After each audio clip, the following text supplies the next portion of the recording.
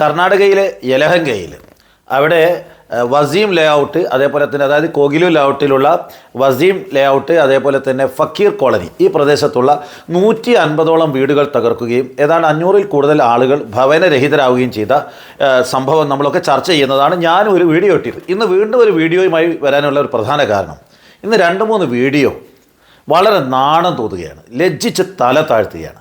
കേരളത്തിൽ നിന്നുള്ള ചില സോഷ്യൽ മീഡിയയിൽ സജീവമായി പ്രവർത്തിക്കുന്ന, ന്യൂനപക്ഷങ്ങൾക്ക് വേണ്ടി പ്രവർത്തിക്കുന്നുവെന്ന് ആളുകൾ പറഞ്ഞ് പരത്തുക, അല്ലെങ്കിൽ സ്വയം പറഞ്ഞ് പരത്തുന്ന 1-2 ആളുകൾ, ഒരു സംഘടനയുടെ പ്രതിനിധികൾ ബാംഗ്ലൂരിൽ നിന്ന് ഒരു വീഡിയോ എനിക്ക് കാണാൻ സാധിച്ചു.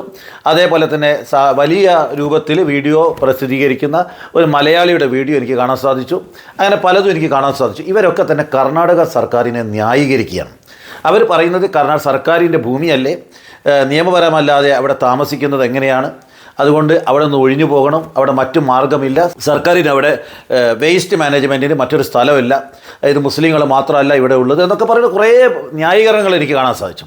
ഇതൊക്കെ തന്നെയാണ് 1976 ഡൽഹിയിലെ തുർക്കുമാൻ ഗേറ്റിലെ നിരപരാധികളായ ആളുകളെ, പാവങ്ങളെ, തൊട്ടിലിൽ കുട്ടികൾ ഉറങ്ങിക്കിടക്കുന്ന സമയത്ത് ഒന്ന് എടുക്കാൻ പോലും സമയം കൊടുക്കാതെ ബുൾഡോസർ കൊണ്ടുവന്ന് ഇടിച്ച് നിരത്തി 100 കണക്കിന് ആളുകൾ കൊല്ലപ്പെട്ടതും 70,000-ഓളം ആളുകൾ ഭവനരഹിതരായ ആ ഇന്ത്യ ലോകം തന്നെ കണ്ട ഏറ്റവും വലിയ ദുരന്തങ്ങളിലൊന്ന്. അന്ന് പത്രമാധ്യമങ്ങളില്ലാത്തത് കൊണ്ട് ലോകം മുഴുവൻ അറിഞ്ഞില്ല എന്നല്ലാതെ ഇന്ത്യയിൽ നടന്ന ഏറ്റവും വലിയ ദുരന്തം എന്ന് പറയുന്നത്, ഒരു പക്ഷേ ഏഷ്യയിലെ തന്നെ വലിയ ദുരന്തം, ഡൽഹിയിലെ തുർക്കുമാൻ ഗേറ്റ്, ജുമാൻ മസ്ജിദിന് സമീപത്തുള്ള തുർക്കുമാൻ ഗേറ്റ് ദുരന്തമാണ്. അവിടെ ബുൾഡോസർ ഉപയോഗിച്ചുകൊണ്ട് സഞ്ജയ് ഗാന്ധിയും ജഗ്മോഹനും അതേപോലെ തന്നെ രുക്സാന സുൽത്താനയും ഒക്കെ ചേർന്നുകൊണ്ട് അവിടെയുള്ള ആളുകൾ ചെയ്ത കൊടും ക്രൂരതയാണ് ഏറ്റവും വലിയ സംഭവം.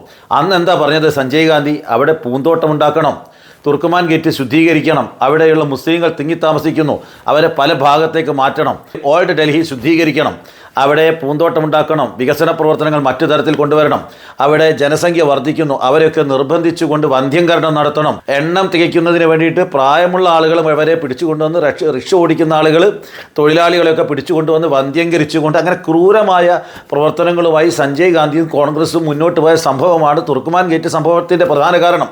അവിടെയുള്ള ഫൈസ ഇലാഹിയും മസ്ജിദിലെ ഇമാമും മകനും കൊല്ലപ്പെട്ടതൊക്കെ തന്നെ ആ സംഭവത്തിലാണ്. ഈ ആളുകളൊക്കെ, ഈ വീഡിയോക്കാരനും അതേപോലെ തന്നെ ഈ സംഘടനക്കാരൊക്കെ ഇപ്പോൾ ഉണ്ടായിരുന്നെങ്കിൽ ഇന്ന് തുർക്കുമാൻ ഗേറ്റ് സംഭവത്തെ ഇവർ ന്യായീകരിക്കില്ലേ?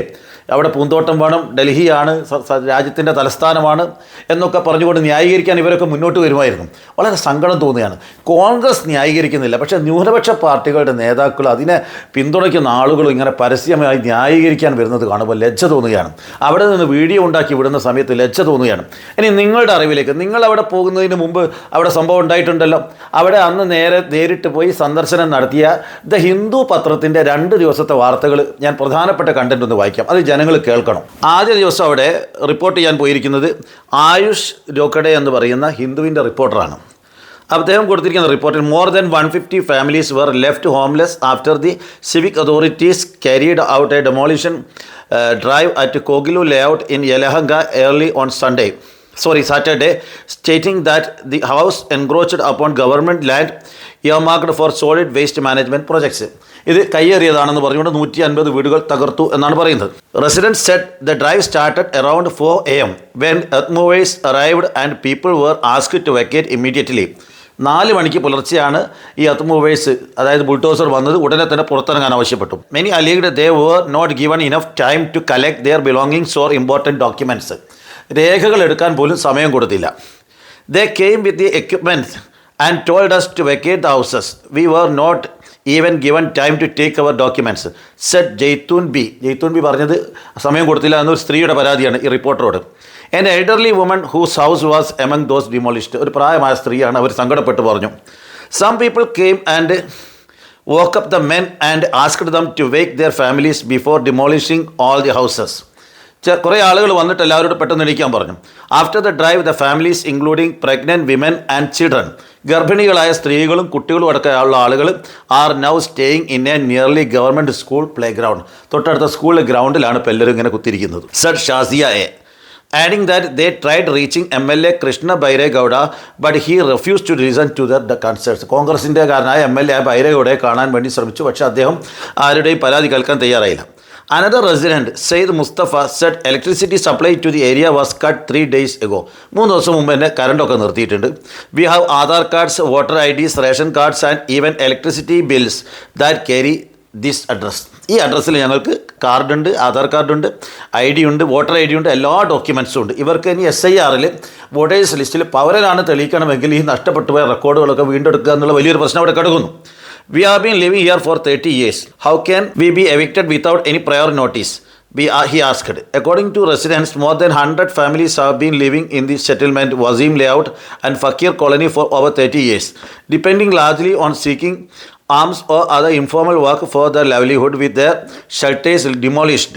Families were seen sitting in the open, unsure of where to go on how to manage during the cold nights.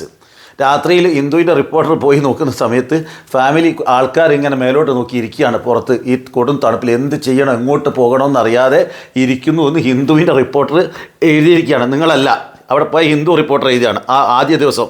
Members of Dudiva Janaravedike, a forum for working people, arranged food for the displaced families. ആ സംഘടന ആളുകൾക്ക് ഭക്ഷണം തയ്യാറാക്കി കൊടുത്തു. അടുത്ത ദിവസം ഒരു സ്ത്രീയാണ് പോയി റിപ്പോർട്ട് ചെയ്തിരിക്കുന്നത്, ഋഷിത ഖന്ന, ഹിന്ദുവിൻ്റെ ബാംഗ്ലൂരു റിപ്പോർട്ടർ. അവർ പറയുന്നു, while some women said they had not drunk water throughout the day. കുറേ സ്ത്രീകൾ എന്നോട് പറഞ്ഞു, ഞങ്ങൾ ഈ ദിവസം മുഴുവൻ വെള്ളം കുടിച്ചില്ല, വ്രതമെടുത്തതുപോലെയാണ്, വെള്ളം കുടിച്ചില്ല. എന്താ കാരണം? Because there were no toilets left after their houses were demolished. വീട് തകർത്തവൻ മൂത്രമൊഴിക്കാൻ സ്ഥലമില്ല, എവിടെ പോകും? അതേ spoke about the difficulty of breastfeeding their children without even a place to sit. ഇരിക്കാൻ ഒരിടമില്ലാതെ ഞങ്ങൾ എവിടെ വെച്ചാണ് കുട്ടികൾക്ക് പാല് കൊടുക്കുക? സ്ത്രീകളുടെ സങ്കടമാണ്. Men in the area, meanwhile, said they were worried about loans they had taken to meet daily needs. പുരുഷന്മാരുടെ സങ്കടം, ഞങ്ങൾ ലോണൊക്കെ ഇനി എന്ത് ചെയ്യും, എങ്ങനെ അടയ്ക്കും, ഈ വീടില്ലാതെ ഞങ്ങൾ എങ്ങോട്ട് പോകും? For families in Kogilu layout, multiple problems unfolded at the same time after the families living in the informal settlements turned homeless. ഒറ്റ രാത്രി കൊണ്ട് വീടില്ലാതായപ്പോൾ ഇവർ പലതരത്തിലുള്ള ദുരിതങ്ങൾ നേരിടുകയാണ്. On December 20, government agencies demolished over 150 houses in Fakir Colony and parts of Wazim Layout in Kogilu Layout, Yelahanga, leaving around 500 people homeless with no alternative accommodation provided. പകര സംവിധാനമില്ലാതെ തകർത്തു. അതൊക്കെ ചുരുക്കി പറയാണ്. Many families stayed in a nearby government Urdu school. However, residents said they were now worried that they would be asked to vacate the school when it reopens on Monday morning. തിങ്കളാഴ്ച school തുറക്കുമ്പോൾ ആ school ഗ്രൗണ്ടിൽ നിന്ന് പുറത്തു പോകാൻ ആവശ്യപ്പെടും. അവിടെ നിൽക്കാൻ പറ്റില്ല, ഞങ്ങൾ എങ്ങോട്ട് പോകുന്നതാണ് അവർ ചോദിക്കുന്നത്. Several men said they had taken loans at high interest rates to manage daily expenses. ദിവസ കാര്യങ്ങൾ നടന്നു പോകാൻ വലിയ പലിശക്ക് ലോൺ എടുത്ത ജനവിഭാഗമാണ്. Medical needs or temporary housing over the years. I took a loan of 3 lakh just last month. കഴിഞ്ഞ മാസം ഞാൻ 3 ലക്ഷം ലോൺ എടുത്ത ഒരാൾ പറയാണ്. I sold my 2-wheeler to repay part. ഒരു ഭാഗം തിരിച്ചടിക്കാൻ എൻ്റെ 2-wheeler ഞാൻ വിറ്റു, സ്കൂട്ടർ വിറ്റു. എന്നിട്ട് now there is no house and the loan is still there. ഇപ്പോൾ വീടുമില്ല, എൻ്റെ ലോൺ അവിടെ ബാക്കിയുണ്ട്, അതാരും തകർത്തിട്ടില്ല. Muhammad Zeeshan 53 said several women told the Hindu that. ഇതാണ് ഏറ്റവും സങ്കടം. കുറേ സ്ത്രീകൾ ഹിന്ദു ഈ സ്ത്രീയോട് പറയുകയാണ്. എന്താ സങ്കടം പറഞ്ഞത്? That they were menstruating but had no access to sanitary products. ഈ സ്ത്രീകൾക്ക് സാനിറ്ററി പ്രോഡക്റ്റ് കിട്ടാതെ എന്ത് ചെയ്യും അറിയാതെ ഇരിക്കുകയാണ്. മറയില്ല, എവിടെ പോകും, ഏത് മറയിലാണ് ഇതൊക്കെ വെച്ച് കെട്ടുക, എന്ത് ചെയ്യും? സ്ത്രീയുടെ സങ്കടമാണ് ഹിന്ദുവിൻ്റെ വനിതാ റിപ്പോർട്ടർ കൊടുക്കുന്നത്. ഇവിടെ കിടന്ന് ഓരോരുത്തർ പൊലമ്പുക ന്യായീകരിച്ചുകൊണ്ട് ഇതൊക്കെ ഉണ്ടാകുന്ന സമയത്ത്. ഇത്രയും വലിയ ദുരിതമാണ് ആദ്യത്തെ 2-3 ദിവസം ഉണ്ടായത്. 3-4 ദിവസം കഴിയുന്ന സമയത്ത് സ്വാഭാവികമായി സംഘടനകൾ വരും, അവർക്ക് ഭക്ഷണം കൊടുക്കും, മറ്റ് സൗകര്യങ്ങൾ കൊടുക്കും. അപ്പോൾ ചെറിയ മാറ്റങ്ങളൊക്കെ പതുക്കെ വരും. ആദ്യത്തെ ദിവസം പുലർച്ചെ കൊടും തണുപ്പിൽ പുലർച്ചെ 4 മണിക്ക് പ്രായമായവരെയും രോഗികളെയും ഗർഭിണികളെയും കുട്ടികളെയും ഇറക്കി വിടുക എന്നുള്ള മാനസികാവസ്ഥ ഉണ്ടല്ലോ, അതാണ് തെറ്റ്.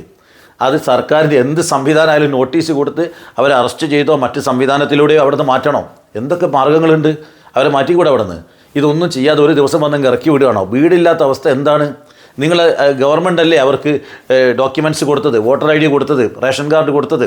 ഇതൊക്കെ കിട്ടിയ ആളുകൾ ഒരു ദിവസം നിങ്ങളിങ്ങനെ ഇറക്കി വിടുക? അതിന് മാനദണ്ഡമല്ലേ? നോട്ടീസ് കൊടുക്കണ്ടേ? മറ്റൊരു സ്ഥലത്ത് പകരം സംവിധാനം ഉണ്ടാക്കി അങ്ങോട്ട് മാറാൻ പറയണ്ടേ?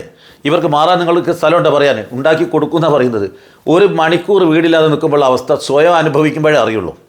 ഒരു മണിക്കൂർ വീടില്ലാത്ത അവസ്ഥ, മൂത്രമൊഴിക്കാൻ സ്വന്തമായി സ്ഥലമില്ലാത്ത, അതേപോലെ തന്നെ സ്ത്രീകൾക്ക് കുട്ടികൾക്ക് പാല് കൊടുക്കാൻ ഒരു സ്ഥലമില്ലാത്ത, ഒരു ഇരിപ്പിടമില്ലാത്തൊരു അവസ്ഥയെ ഒരു മണിക്കൂർ അനുഭവിക്കുമ്പോഴാണ് അറിയാം. വെറുതെ കിടന്ന് ന്യായീകരിക്കരുത്, ആർക്കാണ്ടോ വേണ്ടി ന്യായീകരിക്കരുത്. ഈ വേദനയിൽ ഇവരോടൊപ്പം ചേരിയാവട്ടെ, തെറ്റ് ചെയ്തതിനെ ചൂണ്ടിക്കാണിക്കണം, അതിന് പ്രതികരിക്കണം. ഡൽഹിയിലെ തുർക്കുമാൻ ഗേറ്റിൽ അന്നും നിങ്ങളൊക്കെ ന്യായീകരിച്ചിട്ടുണ്ട് പലരും. അത് തന്നെ ഇപ്പോഴും സംഭവിക്കുന്നത്. ഇത്തരം നെറികേടിനെ ന്യായീകരിക്കാൻ വരരുത്. അതിനെ രാഷ്ട്രീയം എന്ന് വിളിക്കാൻ പറ്റില്ല, അത് നെറികേടാണ്. നന്ദി, നമസ്കാരം.